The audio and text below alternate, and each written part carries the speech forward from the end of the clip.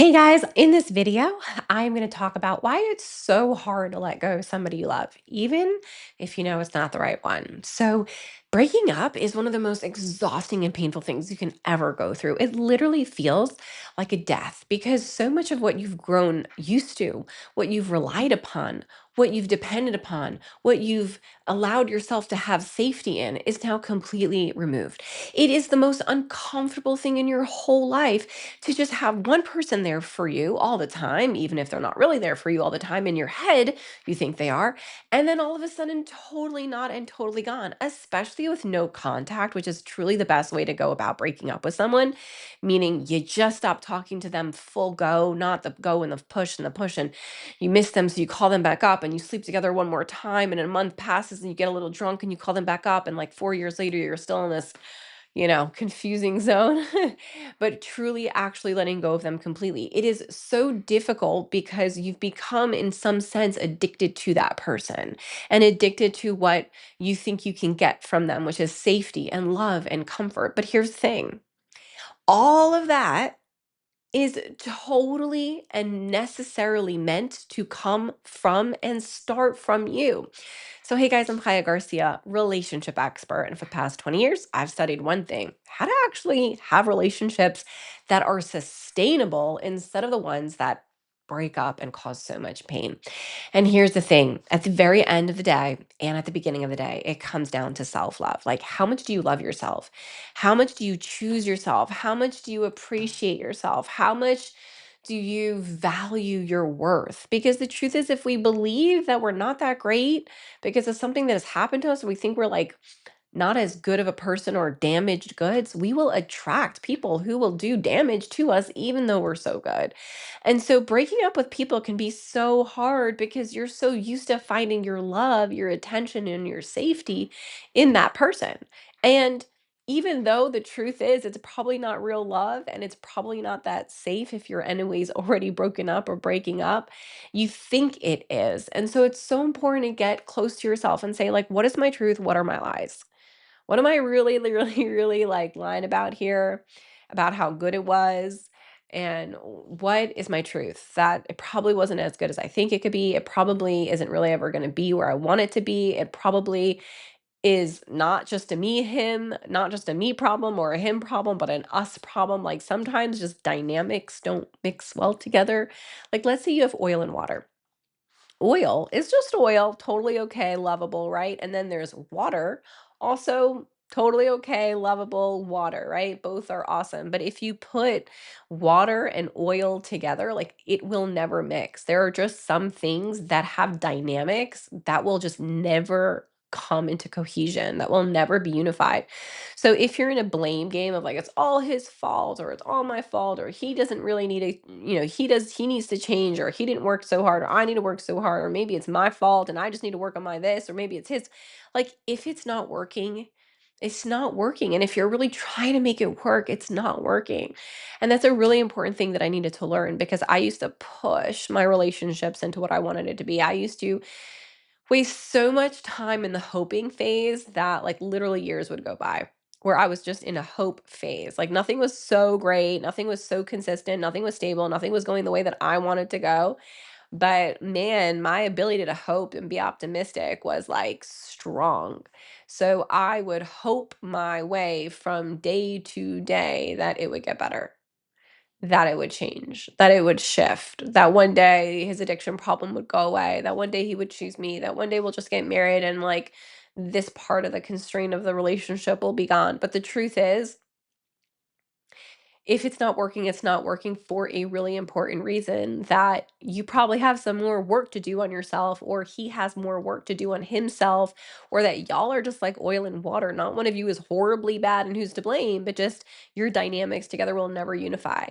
And that's something that I also needed to learn. Like, I was a codependent, I was addicted to other people's approval, to getting straight A's, to being a perfectionist, to being lovable, even though I didn't know it. So, I was very much in an active codependent stage where I very much wanted to find my love from other people and control other people in a way that I felt safe. So I would always pick losers, like fucking like massive losers.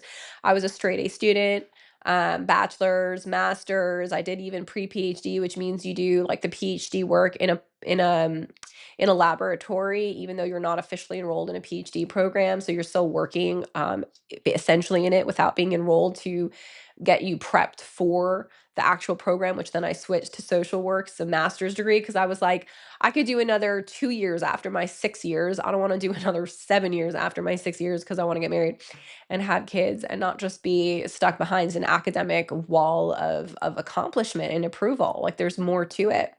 But I was very much an active addict in the sense of being outside of myself and disconnected from my true feelings and how to love myself. And so he was an addict. He was the opposite. He wanted to control his mood, his mind, his body, his soul, his spirituality, and his growth all through the use of drugs.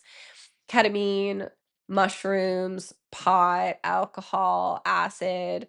I mean, those were his go-tos. I'm sure your person has their go-to, porn, I mean, cigarettes, whatever. It's like what whoever whoever is in your life that has their weird ass shit that they go to make themselves feel better, if they're not returning to themselves to manage their own pain, then essentially they're going to lash out on you. If someone doesn't know how to love themselves, they don't know how to love you.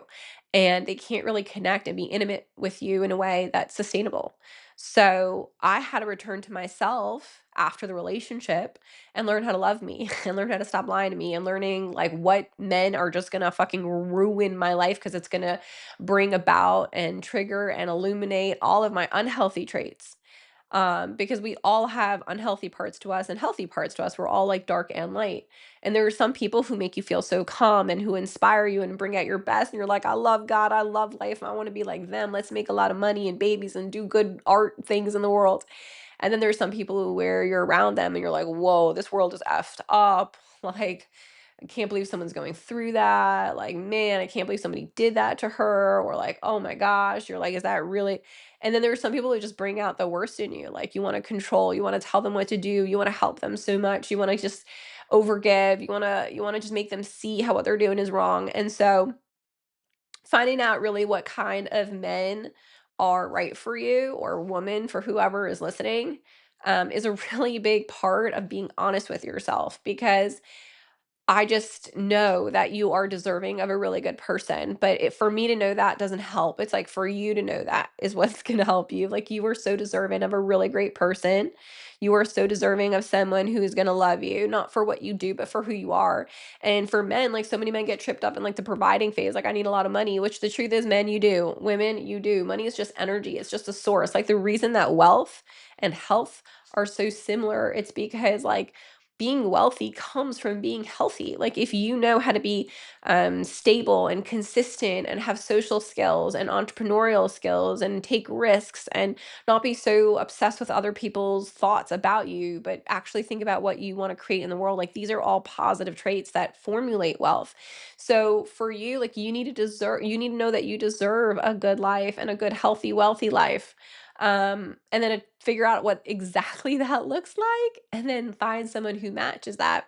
And when you go out on dates, it's not about seeing if that person likes you. It's about seeing if you like that person and if they match that dream that you've already established through the pain of the breakups. Because the beauty of breakups is that we can really have so much clarity on like where our setbacks are and where we need to heal. So get yourself that healing, learn how to love yourself, and just know that breakups are not rejection. It is literally God's redirection back to you to have the life that you deserve. So, Chaya Garcia, if you like this kind of content and how to heal and love yourself, subscribe, click the link.